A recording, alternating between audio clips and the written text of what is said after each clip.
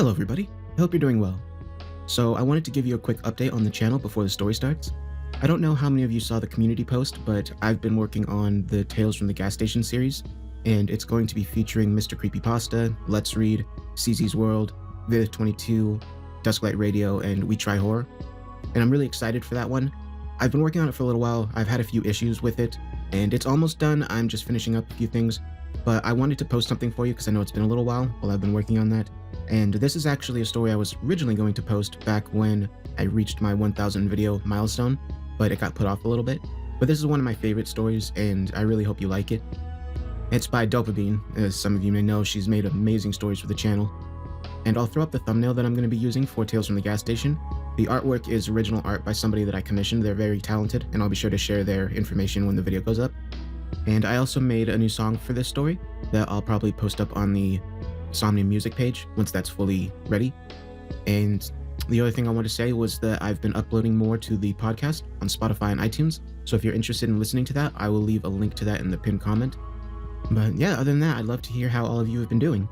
I'll be in the comments like I normally am, and after the video I'm going to bring back the thoughts section. I've been trying to do that more often, and I will let you know what I thought of this one. But with that said, enjoy the story.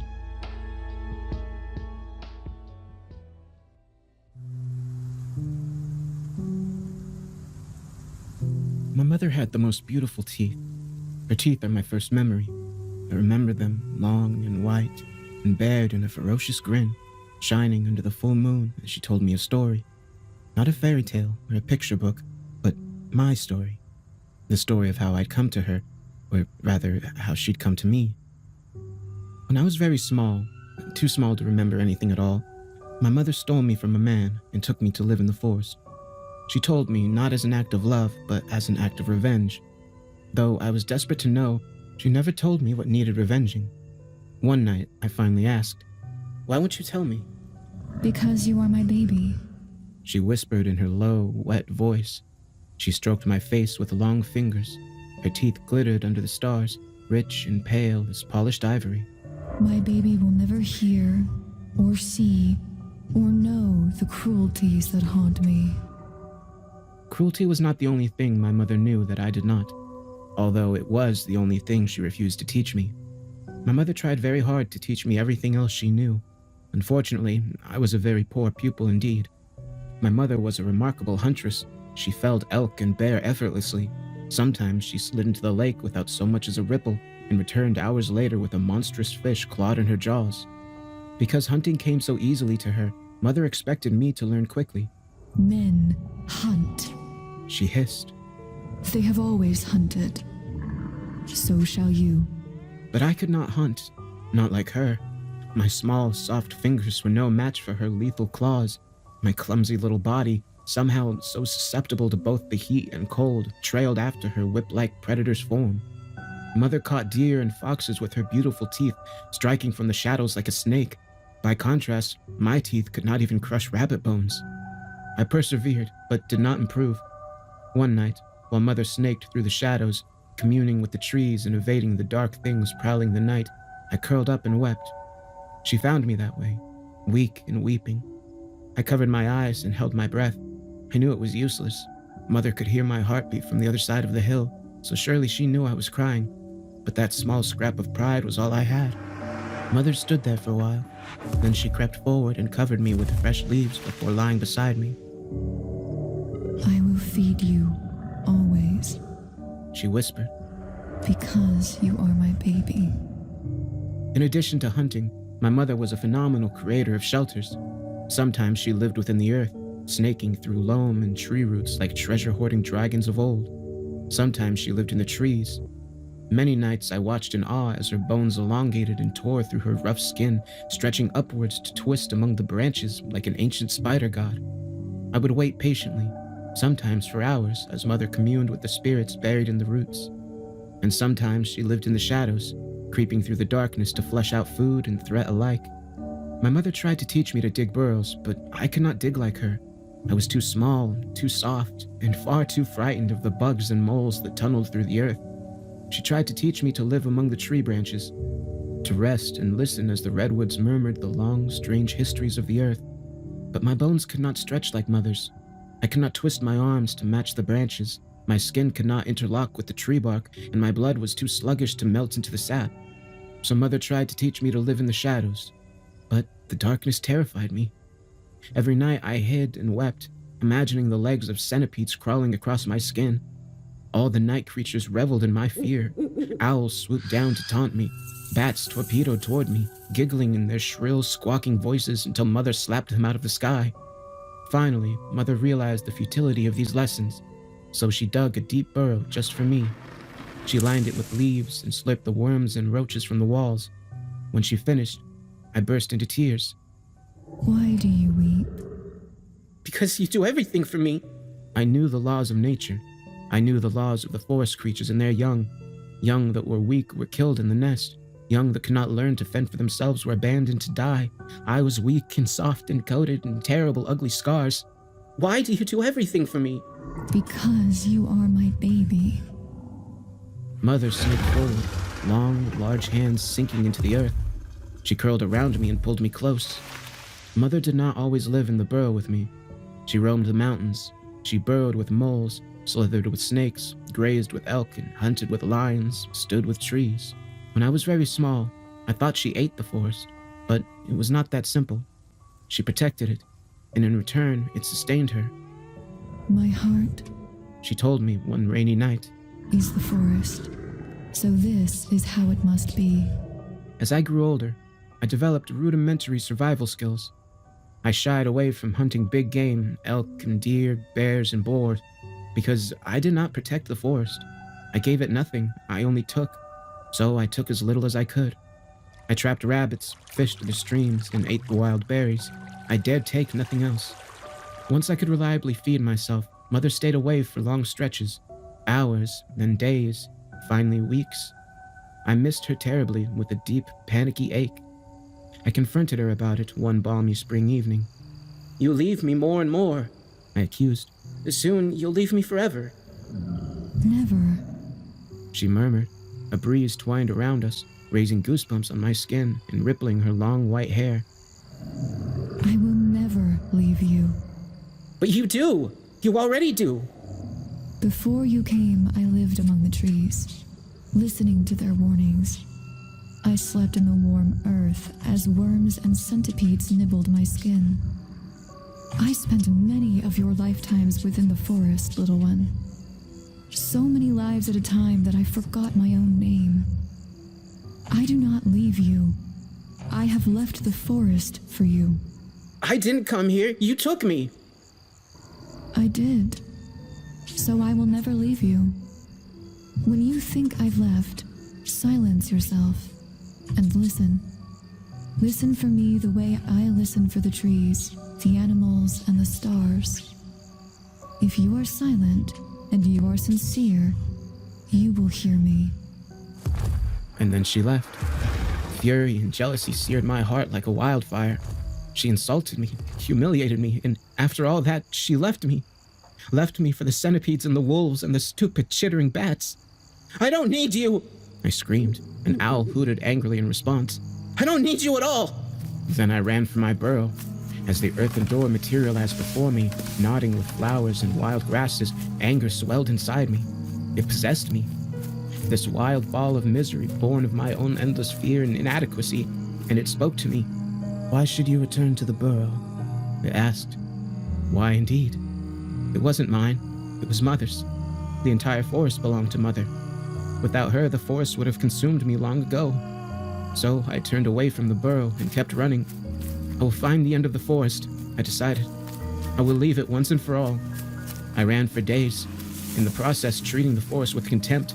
I stripped the trees of their leaves to make nightly beds. I threw rocks at birds and rabbits. I uprooted bushes and stripped entire groves of their berries, eating until I threw up from sheer excess. Then I ate again, not out of hunger, not out of need, but out of malice. And one day, long after spring ceded to summer in a verdant explosion of heat and greenery, I heard voices. I froze immediately. The only voice I knew was Mother's, wet and low, an earthy, rib-shaking whisper. These voices were nothing like Mother's. They were high and somehow infantile, with strange, shrill notes. These voices, they were like mine. Trembling, I dropped low and crept through the underbrush. Sun-warmed leaves brushed against my face, smooth but painfully crisp. The sun was taking its toll on them. I snaked over the ground, pretending I was Mother, slipping through the forest like an invisible snake. I reached a break in the trees and peered through. In the small clearing were 4 creatures. They had pink skin and wore heavy clothing that looked suffocating. Their hands were small and soft. Their faces were smooth and baby-like, somehow half-formed, wide-eyed and rounded, with soft noses and plump flesh. I touched my face, flat and smooth, and looked down at myself, mud-streaked, deeply tanned and marked with a hideous mass of scars, but still soft, hairless, small, weak. There was no mistaking it. These things in the woods, these overdressed, half-formed beings with small teeth and no claws and overlarged eyes, were like me. They were men. I stood up, propelled by panicky excitement, and strode forward. All at once, they froze. What the hell? One whispered. He lifted something in his arms and pointed it at me. It was long and strange to me, inorganic, not alive, with a wooden handle and a gleaming tube. Just then, I realized something. The forest was silent. A few birds chirped and sang, and a few bugs emitted their persistent drone, but the vast majority, birds, insects, trees, were silent. No rabbits, no deer, certainly no bears. These things, these creatures like me, these men, had silenced the earth. They'd stolen the forest from itself. We stared at each other for a long time as ever-growing summer heat filled the clearing like an invisible pool. "Mother?" I whispered. "Mother, please help me." She did not. So I turned and ran. The men immediately pursued.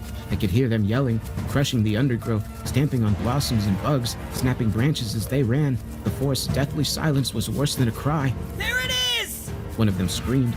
A second later, the forest exploded. A deafening boom shook the trees and ate through the air as pain erupted on my shoulder. I didn't dare stop or look. I pressed on, running and crying as the men came after me. The forest seemed to punish me for my earlier cruelty. Brambles scratched my legs, stones cut my feet, branches swiped at my face, leaving deep, stinging runnels. I thanked the forest for its kindness. I thanked it for punishing me rather than stopping me. The men gasped and wailed amongst themselves. What the hell is it? I don't know. Is it a kid? Look at its face. Look at his fucking face. That isn't a kid. Something suddenly filled my ears, drowning out the sounds of the men in the forest. A deep, musical rushing, like birdsong, transformed into a turbulent river. And then Mother came, erupting from the trees like a great beast of old. And that's what she was, after all. A great beast, surely a daemon of the ancient world. She pounced upon the men, batting them away with ease. She clamped one in her claws, squeezing until his head separated and went rolling across the ground. One by one, Mother caught and tore them, shredding them the way she shredded leaves from my bedding. Blood streaked the forest, turning the dirt to mud and dripping from the trees like sluggish rain. Mother dug her claws into the skull of the last survivor and cracked it open like a fruit. Blood and gray brain glistened in the sunlight. The man screamed and screamed and screamed. Mother leaned down and extended her tongue. It curled outward, pale and orange gold like sunrise on a cold, clear morning, and delicately slurped his brains, curl by curl, like so many worms from the burrow walls. By the time he stopped screaming, the forest had returned to its loud, familiar glory. Murmuring trees, singing birds, skittering insects, grazing deer. I smiled and ran to Mother. She reared up and screamed. See what you've done! Terror paralyzed me. I looked helplessly at her. Blazing eyes, contorted face runneled with earth and wildflower, sun-bleached bone and pale, spongy rot. My mother, my beautiful daemon mother, who claimed me out of revenge and raised me out of obligation, staring at me like I was a man. When you stone a bird, my heart stops. When you break a branch, my bones snap. When you selfishly strip the shrubs of their fruit, of their very birthright, my skin blisters. When you hurt the forest, my heart bleeds. I fell to my knees and hid my face. Mother rushed forward on her many limbs and wrapped long fingers around my throat. She lifted me up, dangling me over the forest floor. I killed men for you. Now more will come. They will trample, they will cut, they will burn, they will kill. They will kill the bears and the cougars and the wolves, for they will blame the predators for what I have done for you. Do you see? She shook me. The carnage below seemed to swing beneath me. A tapestry of blood-soaked earth and ruined corpses. Do you see? Yes, Mother. I see. She dropped me. I hit the ground with such force it knocked the wind out of me. Mother pulled back and busied herself with one of the corpses. I looked up, shaking. Birds watched from the trees, quick and curious and full of condemnation. I averted my eyes as tears spilled. Mother returned to me. She extended an arm and opened her hand. Upon her large palm were 4 eyes and a large, glistening heart. I stared at them blankly, then looked up at her. 4 eyes, one from each man and the heart of the one that shot you. My lip quivered. I couldn't tear my eyes away from the gore in my mother's hand. A heart and eyes, raw and plump, alive just minutes ago. Eat. Mother, please. Are you of me, or are you of man? The forest became painfully silent. The animals, the trees, the insects, all waiting with bated breath. I am of you, Mother. I plucked the first eye from her palm. It was round and curiously firm, with a sort of firm, watery texture I associated with half-rotted fruits. The pink, wormy optic nerve dangled. For a terrible moment, I thought I would vomit. And then I raised it to my lip and bit in. The eyes were awful. The heart was even worse, thick and almost impossible to chew. Mother had to tear it for me, slicing it into manageable pieces with her beautiful teeth. When I finished, Mother picked me up, holding me tightly, streaked back to the burrow as night fell. That night I became ill. I shook and shivered and hallucinated for days. My mind bled with images of dangling eyes and glistening hearts and skulls cracked apart like pomegranates. Mother lay with me all the while, soothing me with ancient songs like birdsong turned to rivers, and cooling me with her damp, earthy breath. Finally, the fever broke. I sat up, gasping as the last vestiges of my nightmare drifted away. Mother sat across the burrow, hunched over tiredly. You are well. I am glad, for I must leave. I blinked. Why? Men. But you killed them. There are more. They creep into the forest searching for their dead brethren. They are cutting the trees and crushing the flowers and killing the bears, my little one. If I don't stop them, they will even come for you. I have to stop them. My heart is the forest and so are you. I must protect both. A lump rose in my throat. Shame like I'd never known enveloped me. I'm so sorry. You are my baby. Babies must learn. By learning, they grow. Mother, am I truly of man? Mother closed her eyes for a long time. She did not speak. Then she drew a deep breath. I took you from a cruel man. Listen. I listened, enraptured and horrified as she spun her sorry tale. Mother was once a young, beautiful human woman. Mother was alone in the world. She had no family or friends. She once had a family, but they harmed her greatly, so she ran away. She lived in the forest, in a small, ragged tent. She ate wild berries, fished the lake, and boiled water to drink. Laws are strange things. Though Mother hurt nothing and no one, she was breaking the law by living in the forest. She was found and caught and imprisoned, separated from the trees and the birds. Mother faded quickly. Though she was only jailed for a short while, it nearly killed her. The day she was released was the best day of her life, or so she thought. No sooner had Mother gathered her meager belongings and exited the jail than a guard came up beside her.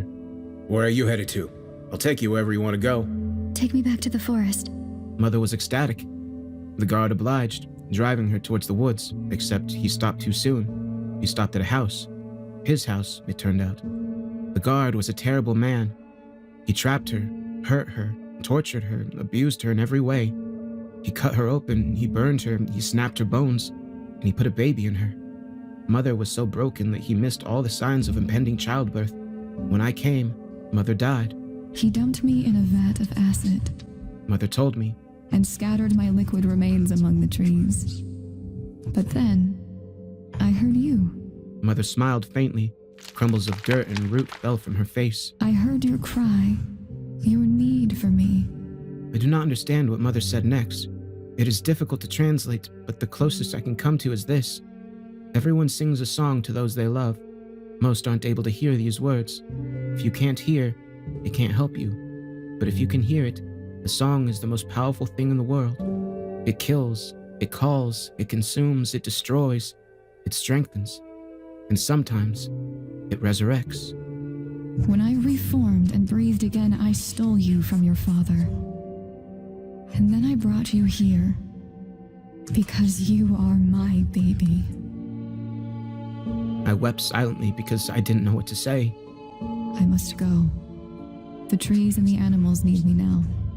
So remember, little one, when you are silent and you are sincere, you will hear me. Then she whipped around like a wolf, a snake, and a hawk combined, and left. She did not return. At first I thought nothing of it. I had made a terrible mess. I had summoned men. I had caused the forest to bleed. Mother had a great deal of work ahead of her, but summer slowly bled into fall, and still Mother did not return.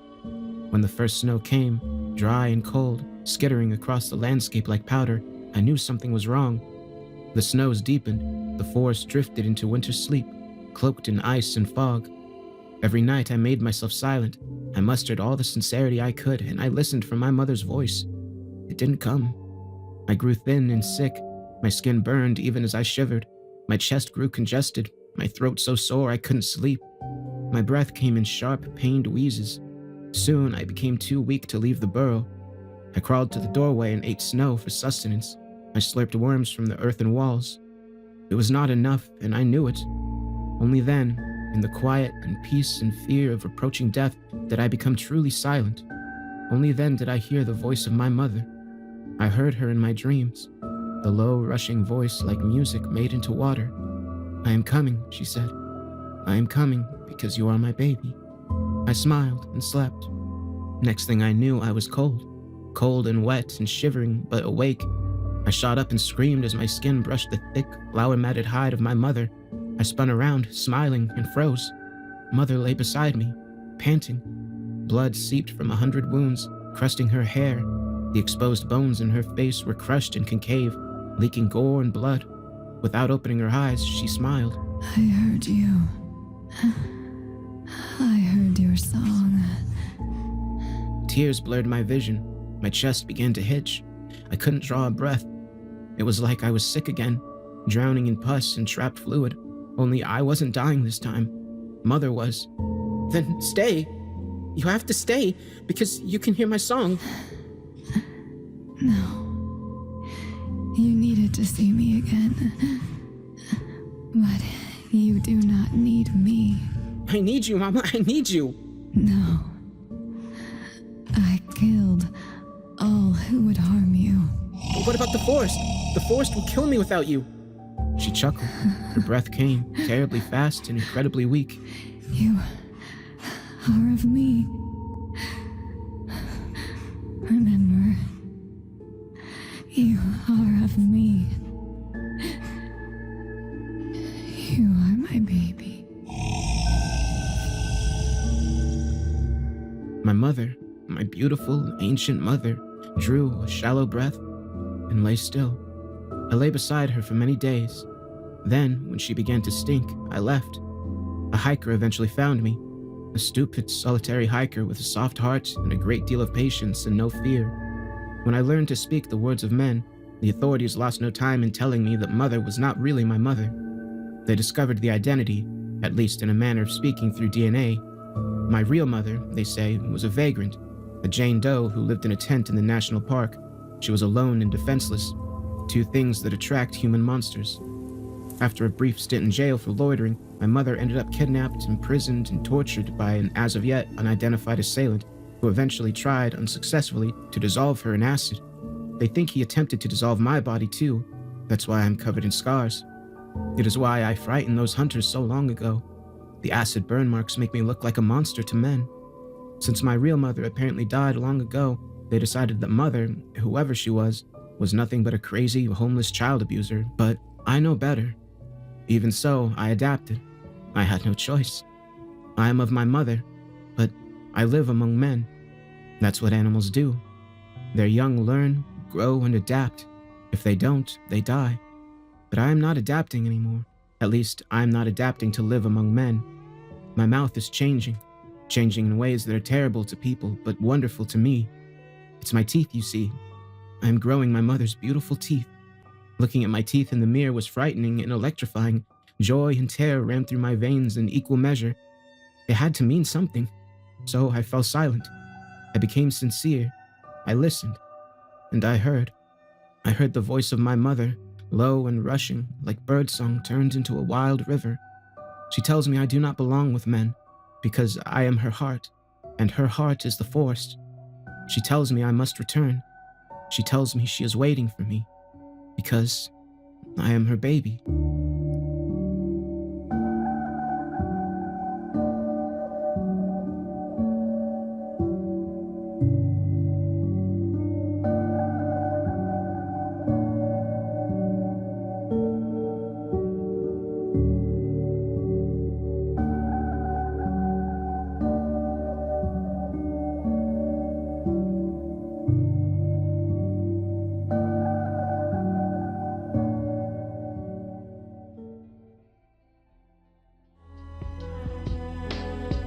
All right, everybody, so that's the story.